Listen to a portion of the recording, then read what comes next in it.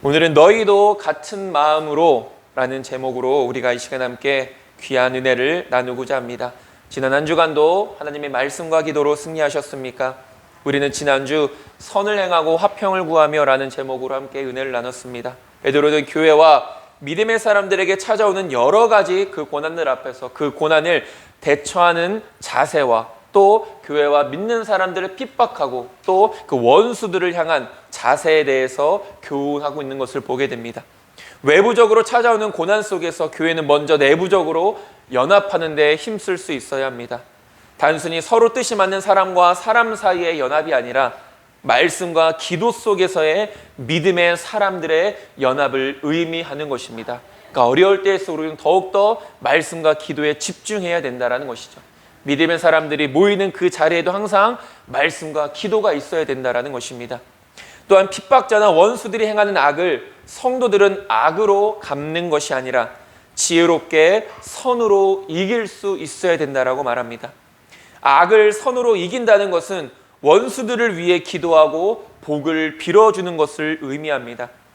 우리는 이것을 위해 부름받은 자들이라는 사실을 잊지 말아야 되는 것이죠. 그러나 연약한 내 마음으로는, 연약한 내 사랑으로는 원수를 온전히 사랑하고 그들을 위해서 복을 빌어줄 수가 없습니다. 그렇기 때문에 우리는 하나님께 기도할 수 있어야 된다는 것이죠. 비록 내 힘으로는 할 수 없지만 하나님이 주신 능력과 사랑으로 말미암아 저 원수들까지도 사랑할 수 있고 저 원수들을 위해서 복을 빌고 기도할 수 있는 믿음을 달라고 우리는 하나님 앞에 기도해야 된다는 것입니다. 그래서 우리는 원수를 사랑하기 위해 가장 필요한 것은 기도라는 것입니다. 선을 행하는 것이 세상의 기준으로 볼 때는 미련하고 어리석은 것처럼 보여지지만 그러나 하나님께서는 의인과 악인을 반드시 살피시는 분이십니다. 그리고 의인은 인정하시는 반면 악인은 심판하신다라는 것이죠. 우리는 끝까지 힘써 선을 행할 수 있어야 합니다. 하나님은 의로우시고 공의로우신 재판장이심을 잊지 말아야 된다는 것이죠. 이것이 우리가 지난주에 살펴봤던 하나님의 말씀이었습니다.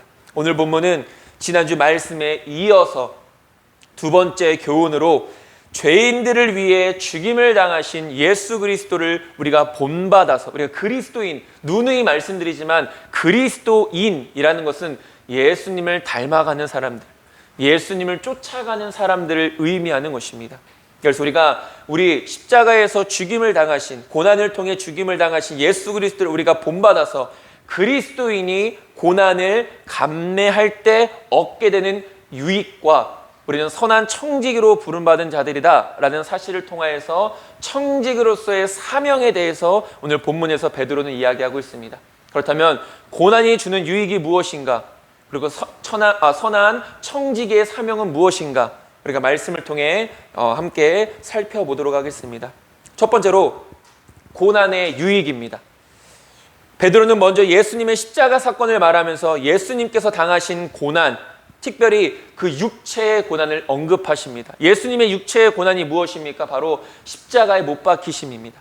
우리를 위해서 채찍질 당하시고 우리를 위해서 가시면류관을 쓰시고 우리를 위해서 피와 물을 다 쏟아내신 그 고난을 의미하는 것이죠.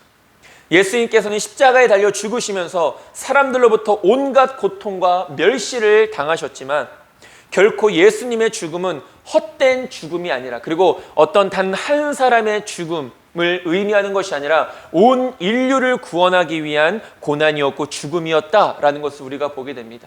그런 의미에서 예수님의 고난은 유익한 것입니다. 누구에게 유익한 것입니까? 바로 우리들에게 유익한 것이죠. 아이러니하게도 고난이 구원을 이루게 했다라는 것입니다. 우리 뒤에서도 살펴보겠지만 우리가 고난이라는 것은 쉽게 받아들이려 하지 않습니다. 왜냐하면 힘들고 어려운 것이기 때문입니다. 어떻게 해서든 고난을 피해가려고 하고 그 고난이 나에게 임하지 않기를 우리는 간절히 바라는 때가 있다는 것이죠. 그러나 분명한 것은 고난이 무조건적으로 우리에게 나쁘고 불행한 거다라고 말하지 않고 있다는 것이죠. 성경이, 하나님께서. 그리고 그 고난은 오히려 우리에게 복이 될 수 있고 우리에게 유익함이 될 수 있다라고 분명히 말씀하고 있습니다. 이런 것을 봤을 때 사랑이라는 것은 희생과 헌신이라는 것을 보게 됩니다. 그러니까 나를 희생하지 않고 나를 헌신하지 않고서는 누군가를 사랑할 수 없다는 것이죠. 하나님이 그러시지 않았습니까? 독생자를 헌신하시면서 우리를 사랑하는 것을 증명해 보이셨습니다. 예수님은 자신의 목숨을 내던지시면서 우리를 향한 사랑을 확증하셨습니다. 희생과 헌신이 없는 사랑은 온전한 사랑이 될 수 없다는 것을 보여주는 것이죠. 그러니까 예수님께서 온 인류를 구원하시기 위해 고난을 받으셨던 것처럼 예수님을 따르는 믿음의 사람들도 진리를 끝까지 붙들고 살아가는 가운데 필연적으로 찾아오는 고난들이 있다는 것이죠.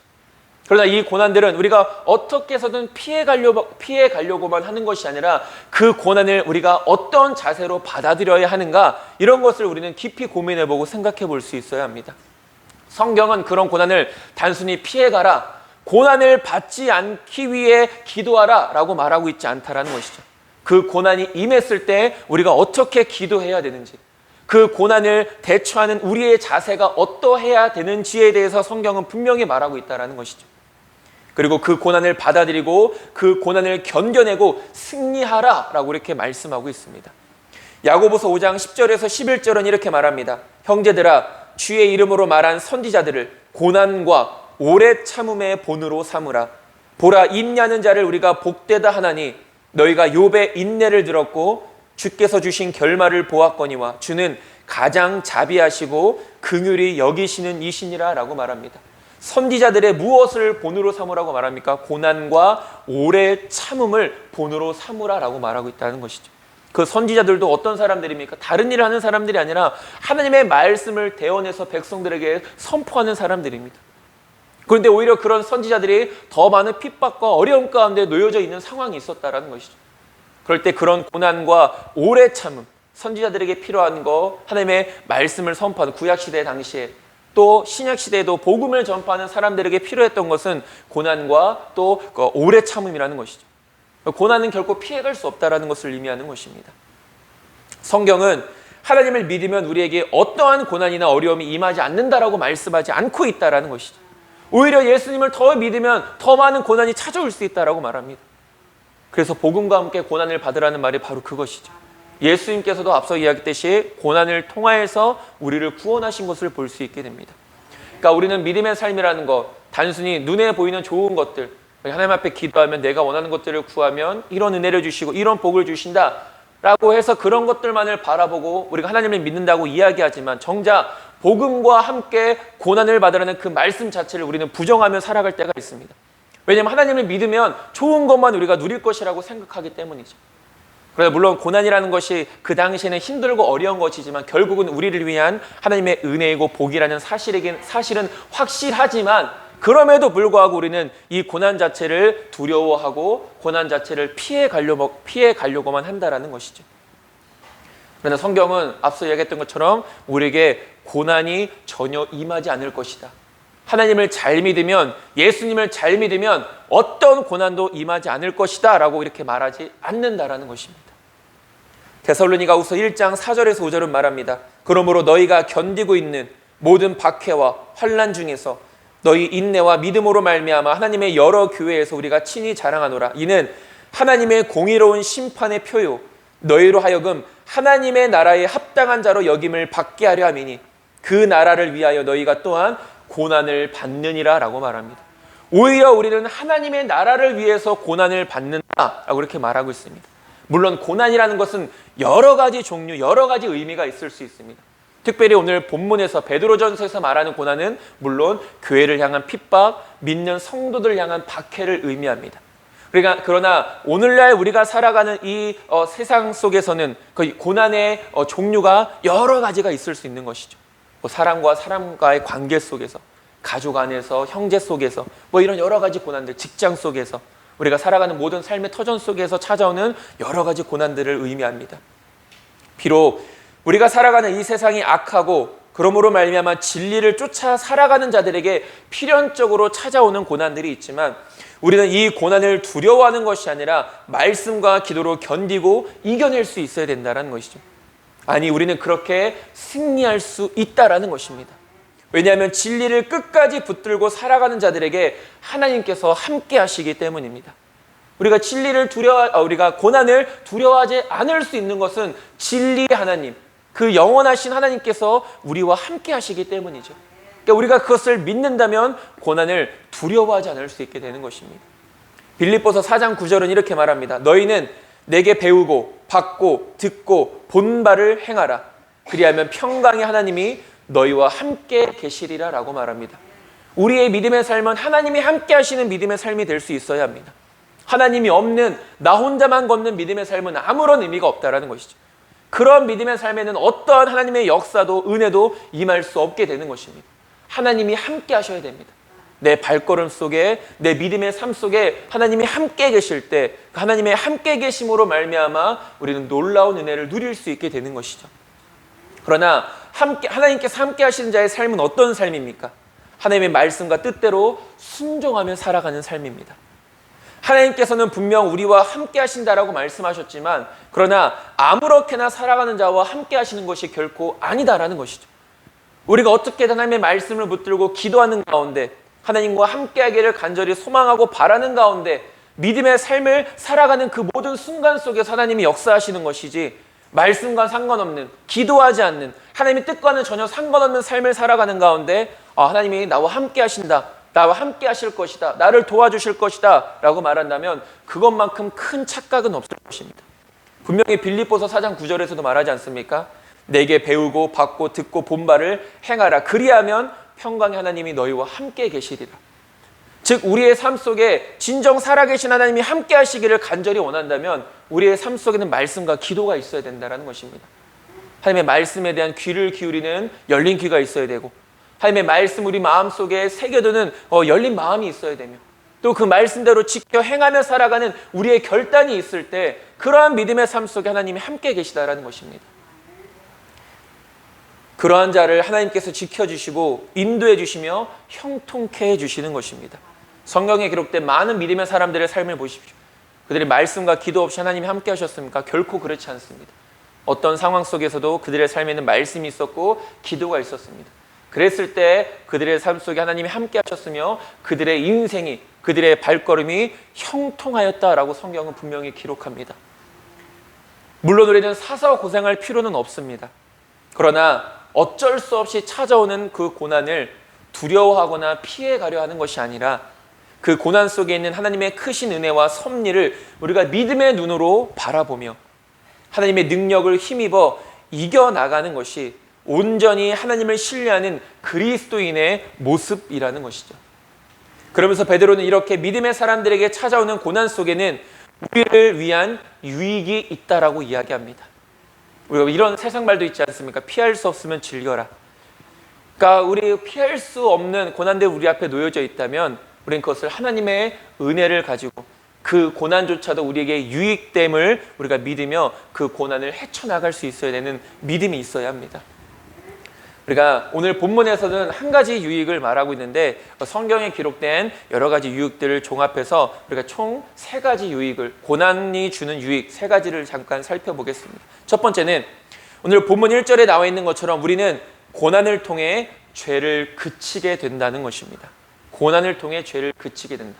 죄를 그친다라는 것은 하나님과의 영적인 관계가 회복되어진 것을 의미하죠. 그리고 하나님과의 영적인 관계가 회복되어진 사람은 하나님 은혜 안에서 형통함을 누리며 살아갈 수 있는 것입니다. 그렇기 때문에 고난이 우리에게 유익인 것입니다. 죄를 그치게 하기 때문에. 먼저 예수님께서 이미 육체의 고난을 받으셨던 것처럼 예수님을 따르는 우리들 또한 같은 마음으로 갑옷을 입으라, 갑옷을 삼으라 라고 이렇게 말하고 있습니다. 베드로가 말하는 예수님과 같은 마음이라는 것은 우리의 죄에 대해서는 죽고 하나님에 대해서는 사는 것을 의미합니다. 죄에 대해서 죽는다는 것은 우리의 죄를 십자가에 못 박는다는 것을 말하는 것이죠. 하나님에 대해서 사는 것은 이제는 우리의 육신의 욕심을 다 버리고 하나님의 뜻대로 살아가는 것을 의미하는 것입니다. 이것이 바로 예수님의 마음이고 또한 우리가 닮아가야 될 예수님의 마음이라는 것이죠. 죄에 대하여서는 죽고 하나님에 대하여서는 사는 것. 그래서 이 바울도 로마서 6장 11절에서 이렇게 말합니다. 그가 죽으심은 죄에 대하여 단번에 죽으심이요 그가 살아계심은 하나님께 대하여는 살아있는 자로 여길지어다 라고 말합니다. 죄에 대하여는 죽고 하나님에 대해서 사는 것, 이것이 성도들 그리스도인의 마음, 예수님의 마음이라는 것이죠. 또한 오늘 본문에서 베드로가 말하는 갑옷은 스스로 무장하라, 스스로 준비하라 라는 이런 의미를 갖고 있습니다. 즉 우리가 예수님의 마음을 우리 안에 품고서 그 죄를 이기고 물리치기 위해 항상 준비되어져 있어야 되고 무장되어져 있어야 된다라고 이렇게 말하는 것이죠. 너희도 같은 마음으로 갑옷을 사무라의 의미는 그리스도의 고난을 통하여 구원받은 자들은 그리스도를 본받아 죄를 그치고 거룩한 삶을 살아가는 데 힘써야 된다라는 것입니다.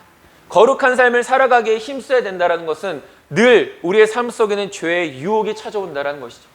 그것을 물리치기 위해, 그것에 쓰러지지 않기 위해 우리는 항상 무장되어져 있어야 되고 준비되어져 있어야 된다는 것입니다. 군인이 훈련받는 이유가 무엇입니까? 물론 지금 당장은 전쟁이 임하지 않을지 몰라도 혹시나 갑작스럽게 임할 전쟁을 준비하기 위해서 군인들이 훈련하는 것 아니겠습니까? 예수님의 다시 오심도 마찬가지입니다.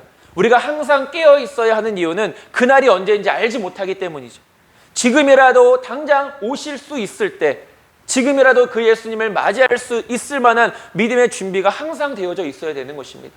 죄의 유혹이라는 것도 마찬가지입니다. 언제 우리에게 틈탈지 모르는 것입니다. 우리가 지금 무장해 놓지 않으면, 우리가 지금 준비해 놓지 않으면 우리는 죄의 유혹에 넘어질 수밖에 없는 것입니다. 디모데후서 2장 21절은 이렇게 말합니다. 그러므로 누구든지 이런 것에서 자기를 깨끗하게 하면 귀히 쓰는 그릇이 되어 거룩하고 주인의 쓰심에 합당하며 모든 선한 일에 준비함이 되리라 라고 말합니다. 이런 것들로부터, 이런 죄악들로부터 우리를 깨끗하게 하면 우리가 거룩한 삶을 통해 하나님께 준비되어져서 쓰임받을 수 있다는 것이죠. 이것이 그리스도인의 삶인 것입니다. 저와 여러분들 세상 가운데 보내시고 부름받은 자들 아니겠습니까? 하나님께서 우리를 그곳 가운데서 사용하시기 위해 우리를 보내신 것이고 그 자리에서 우리를 사용하시기 위해 부르시고 보내신 것입니다. 준비되어 있지 않으면 하나님이 쓰시고자 하실 때 쓰임받을 수 없다는 것이죠. 나 같은 연약한 자를 통해 하나님이 어떤 크신 놀라운 역사와 은혜를 베풀어 주실지 우리는 상상조차 할 수 없습니다. 그러나 항상 준비되어 있어서 그렇게 쓰임받으면 우리는 그런 하나님의 놀라운 역사를 눈으로 바라볼 수 있게 된다는 것이죠. 나 같은 작은 한 사람을 통하여서 언제든 하나님께서 쓰실 수 있을 만한 준비되어진 믿음의 삶을 통하여서 하나님은 그렇게 역사하신다는 것입니다. 바울도 우리가 빛의 갑옷을 입어야 된다라고 말합니다. 로마서 13장 12절에 밤이 깊고 낮이 가까웠으니 그러므로 우리가 어둠의 일을 벗고 빛의 갑옷을 입자라고 말합니다. 빛의 자녀로서의 합당한 믿음의 모습으로 준비되어져 있어야 되고 무장되어져 있어야 된다는 것이죠. 우리는 하나님께 허락하시는 그 고난을 통해 우리의 모습을 돌아보게 되며 그로 인해 우리가 지금까지 깨닫지 못하며 지었던 죄악들을 깨닫게 하십니다. 그리고 그 죄악에서 돌이키게 하시는 것입니다. 현재 우리의 삶에 고난이 있습니까? 혹시 그 고난 속에 나의 멈추지 않는 죄악은 있지는 않습니까? 고난을 통해 우리의 죄를 깨닫게 하시고 그치게 하시는 하나님께 감사드릴 수 있는 저와 여러분들이 되어지기를 간절히 소망합니다. 결국 고난은 우리에게 복을 주시기 위한 하나님의 은혜라는 것이죠. 우리가 하나님의 크신 은혜를 베푸시기 위해서 복을 받지 못할 우리의 모든 삶을 청산하게 하시기 위한 하나님의 은혜라는 사실을 기억해야 됩니다. 이렇게 고난은 우리의 죄를 그치게 하는 유익이 있다는 것입니다. 두 번째로 고난이 주는 유익은 순종을 배우게 된다는 것입니다. 히브리서 5장 8절은 이렇게 말합니다. 그가 아들이시면서도 받으신 고난으로 순종함을 배워서 라고 말합니다. 무엇을 통해 순종을 배우셨다고 말합니까? 고난을 통해서. 물론 이 말씀은 예수님께서 십자가의 사명을 감당하시기 위해 이 땅에 오셨을 때 하나님을 향한 순종을 모르셔서 그 고난을 통해 비로소 순종을 배우셨다라는 것을 의미하지 않습니다. 이미 모든 것은 예수님의 모든 삶은 하나님을 향한 순종이었습니다. 그러니까 고난을 통해 순종을 배우셨다라는 것은 무엇을 의미하느냐? 바로 그 예수님을 따라 살아가는 우리들의 믿음의 모습, 우리가 닮아가야 될 믿음의 모습을 말하는 것이죠. 즉 우리는 예수님은 고난을 통해 순종을 배우실 필요가 없으신 분이십니다. 이미 완전한 순종을 하나님께 보이셨기 때문에. 그러나 그 예수님을 따라 살아가는 우리들을 향해서 나타내신 말씀인 것이죠. 우리는 고난을 통해서 비로소 순종을 배우는 연약한 자들이라는 것입니다.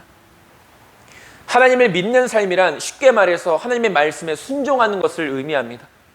단순히 내가 교회 다니는 거, 내가 교회 안에서 직분을 가지고 있는 거, 내가 교회 안에서 봉사하고 헌신하는 거, 그것이 하나님을 믿는다 라는 것을 나타내는 것이 아니라 하나님의 말씀에 순종하는 것, 그것이 바로 하나님을 믿는 것이다 라는 것을 의미한다라는 것이죠. 내가 하나님을 믿는다고 고백하면서 하나님의 말씀과 뜻대로 살아가지 않는다면 그것은 결코 하나님을 믿는 것이라 말할 수 없다라는 것이죠. 왜냐하면 믿음은 순종이기 때문입니다. 그런데 순종 없는 믿음은 온전한 믿음이 될 수 없다라는 것이죠. 하나님을 믿기 이전에는 하나님의 뜻이 무엇인지도 몰랐고 하나님의 말씀대로 살아가야 하는 필요성도 느끼지 못했습니다. 그러나 하나님의 크신 사랑과 구원의 은혜로 말미암아 하나님의 자녀로 부름받은 우리들은 이제부터는 하나님의 뜻이 무엇인지 분별해야 하며 그 뜻대로 순종하고자 힘써야 되는 것입니다. 이제는 달라야 된다는 것입니다.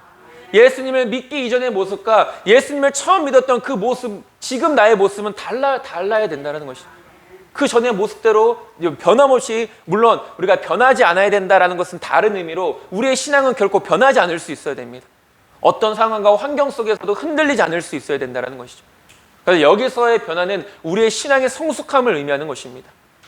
하나님을 알지 못했던 때, 그때 예수님을 처음 믿었을 때 하나님을 믿지만 하나님에 대한 그 지식이 아직은 부족했었던 그때, 그러나 그때의 모습이 지금의 모습과 전혀 다를 바가 없다면 이것은 신앙에 큰 문제가 있다는 것이죠. 그렇기 때문에 이제는 우리 하나님의 뜻을 분별할 때입니다. 그리고 그 뜻대로 순종하고자 힘써야 된다는 것이죠. 언제까지 우리가 하나님 앞에 어리광 부릴 수 없다는 것입니다. 그것이 구원받은 자의 합당한 삶이라는 것이죠. 오늘 본문 2절에서 베드로가 말합니다. 제가 우리말 성경으로 4장 2절 읽어드리겠습니다. 그 후로는 우리가 더 이상 인간의 욕심을 따라 살지 않고 하나님의 뜻을 따라 육체의 남은 때를 살기 원하십니다 라고 말합니다. 우리가 예수님을 믿기 전에는 우리는 육체의 욕심을 쫓아 살아가는 사람들이었습니다.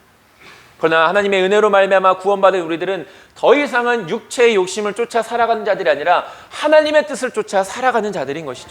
이것이 하나님께서 우리에게 원하시는 것입니다.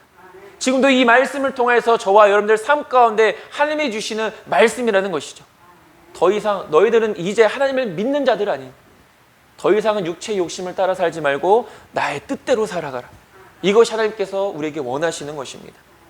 하나님의 우리를 향한 분명하신 뜻은 우리가 구원받은 그 순간부터 더 이상 사람의 욕심을 따라 살아가는 것이 아닌 하나님의 뜻을 살아가는 것이고, 구원받기 전에는 하나님의 뜻에 순종하는 것이 무엇인지 몰랐다면 구원받은 지금은 어떻게 하면 하나님의 뜻에 온전히 순종할까를 날마다 고민하며 살아갈 수 있어야 되는 것입니다. 예전에는 나 자신을 기쁘게 하는 삶이었다면 이제는 하나님을 기쁘시게 하는 삶을 살아갈 수 있어야 된다는 것이죠. 고난이 있기 전에는 내 고집과 아집을 절대로 꺾지 않습니다. 그것이 잘못이라고 생각하지 못하기 때문이고 그것이 정답이라고 생각하기 때문입니다. 사사기에 보면 이스라엘 백성들이 하나님을 버리고 이방 나라의 우상들을 섬기는 죄를 범합니다. 하나님께서는 분명히 그들을 이끌었던 모세와 여호수아의 입술을 통하여서 너희들이 가나안 땅에 들어가게 되면 그 가나안 족속들을 다 멸하라. 그러지 않으면 그 가나안 족속들이 너희들의 올무가 될 것이다. 옆구리에 가시가 될 것이다 라고 말합니다. 왜 그렇습니까? 그들이 섬기던 우상이 있었기 때문이죠. 그 우상 숭배의 영향을 받을까 봐 하나님께서는 모세를 통하여 여호수아를 통하여 백성들에게 명령하신 것입니다. 다 멸하여라. 그러나 백성들이 그 말씀에 온전히 순종하지 않습니다. 결국은 그 우상 숭배에 이스라엘 백성들이 물드는 것을 우리가 볼 수 있게 되는 것이죠. 하나님을 버리고 힘써 우상을 섬기는 모습을 봅니다. 어리석은 백성들은 자신들이 한 행동들이 어떤 문제가 될 것이라 전혀 생각하지 못합니다. 우리가 영적으로 깨어있지 못하면 이렇게 영적인 무지함에 빠지게 되는 것이죠. 이제 이에 하나님께서는 진노하시는 것을 보게 됩니다. 사사기 2장 20절에 여호와께서 이스라엘에게 진노하여 이르시되 이 백성이 내가 그들의 조상들에게 명령한 언약을 어기고 나의 목소리를 순종하지 아니하였은즉 라고 말합니다. 분명 말씀하셨지만 그들이 듣지 못했다라고 변명하지 못할 만큼 분명하고 확실하게 말씀하셨지만 백성들은 듣지 않았다라는 것이죠. 그리고 하나님은 그 심판으로 이스라엘 백성들을 다른 나라에 넘겨버리십니다. 그러니까 그곳 가운데서 고통을 당하게 하시는 것이죠. 10년이고 몇십 년이고 백성들은 그로 인해 고통을 받습니다. 그제서야 자신들의 죄를 깨닫게 되는 것이죠. 그 고통 속에서. 그 고난들 속에서. 그리고 이제는 하나님을 찾는 데 힘쓰게 됩니다. 자신들의 어리석은 고집을 꺾은 것입니다. 순종이란 다른 말로 하면 자신의 고집을 꺾는 것입니다. 자신의 고집을 꺾어야 하나님의 말씀을 들을 수 있습니다. 자신의 고집을 꺾어야 하나님의 말씀 앞에 순종할 수 있다는 것이죠. 그렇기 때문에 순종은 자신의 고집을 꺾는 것입니다.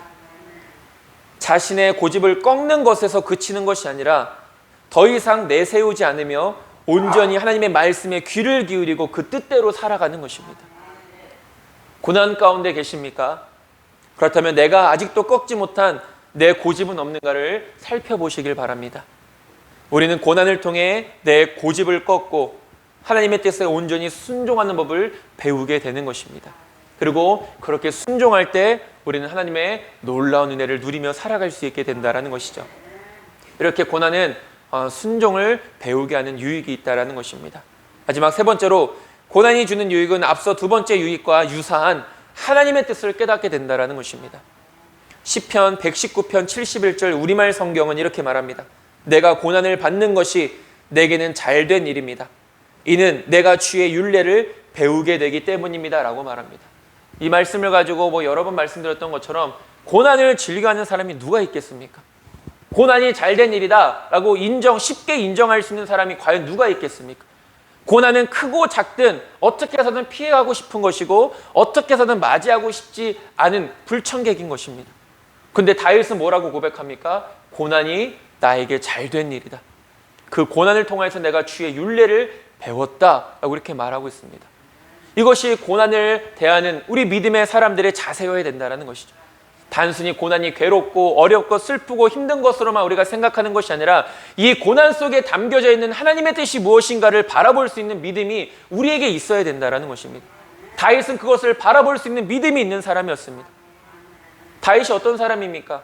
어린 나이에 사무엘 선지자로부터 기름 부음 받지 않습니까? 하나님께서 사울 왕을 버리심으로 이스라엘의 두 번째 왕으로 세우시기 위해. 그러나 기름 부음 받은 그 순간부터 다윗은 왕이 된 것이 아닙니다.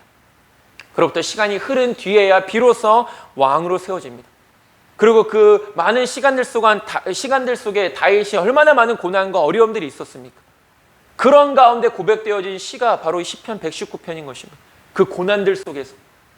그런데 다윗은 그 고난을 단순히 힘들고 어려운 것으로만 바라본 것이 아니라 하나님의 은혜라고 생각했다는 것이죠. 하나님의 뜻을 깨닫기 전에는 내 뜻대로 살아갑니다. 우리는 그것이 정답이라고 생각하기 때문이죠. 그러나 나의 꺾이지 않는 고집은 고난을 통해 비로소 꺾이게 되고 그로 인해 하나님의 뜻이 무엇인지를 그제서야 바라볼 수 있게 되는 것입니다. 우리는 기도할 때 특히 우리의 고집이 잘 드러납니다. 기도할 때만큼 우리의 고집이 잘 드러나는 때는 없는 것 같습니다. 하나님은 무조건적으로 내가 원하는 대로 응답해 주셔야 하기 때문입니다. 심지어 우리는 하나님을 내가 원하는 대로 응답해 주시기 위해 존재하시는 분으로 여기기까지 합니다. 하나님 무조건 내 뜻대로 이루어 주셔야 됩니다.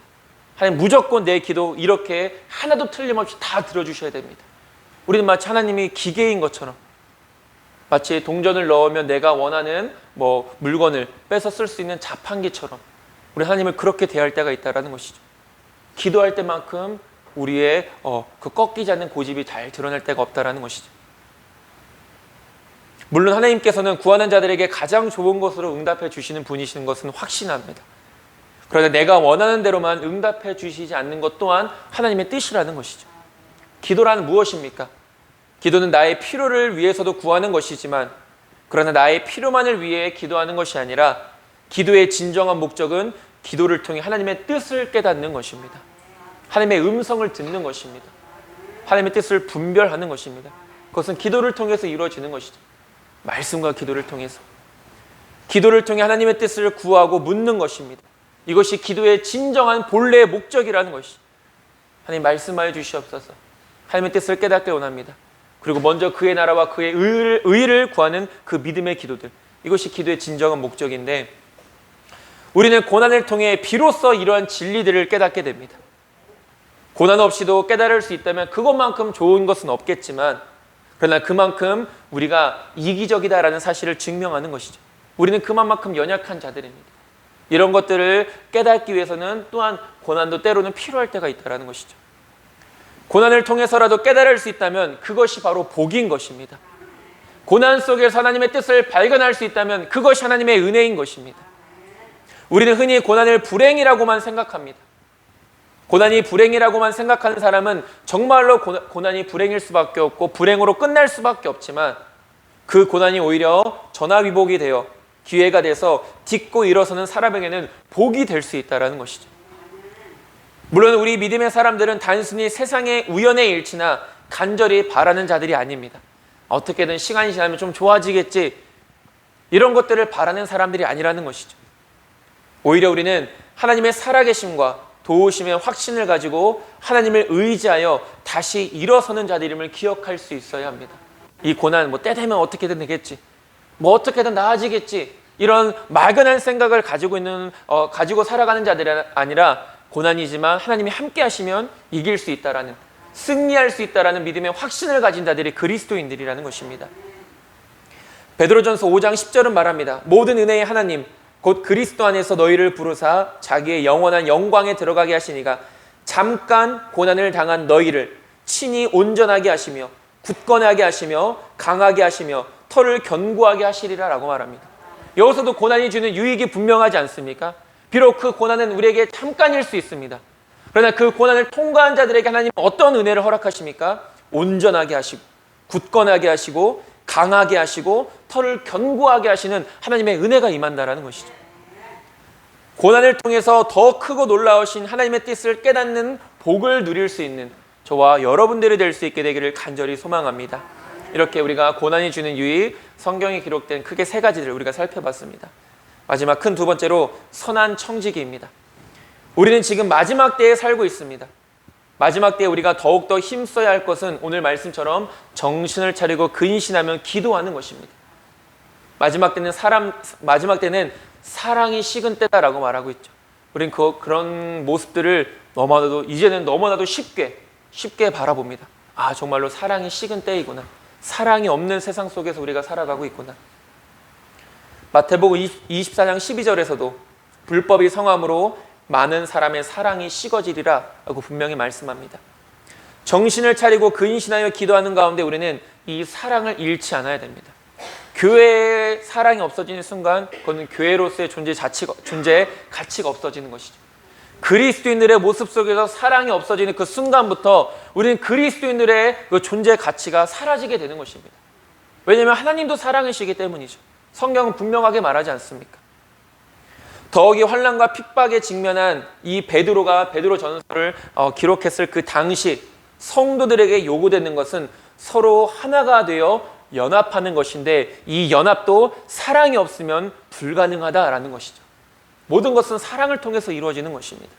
근데 고린도전서 13장 2절에서도 내가 예언하는 능력이 있어 모든 비밀과 모든 지식을 알고 또 산을 옮길 만한 모든 믿음이 있을지라도 사랑이 없으면 내가 아무것도 아니오라고 말합니다. 이러한 믿음의 모습 속에서 우리가 선한 청지기로 부름받았다는 사실을 잊지 말아야 되는 것이죠.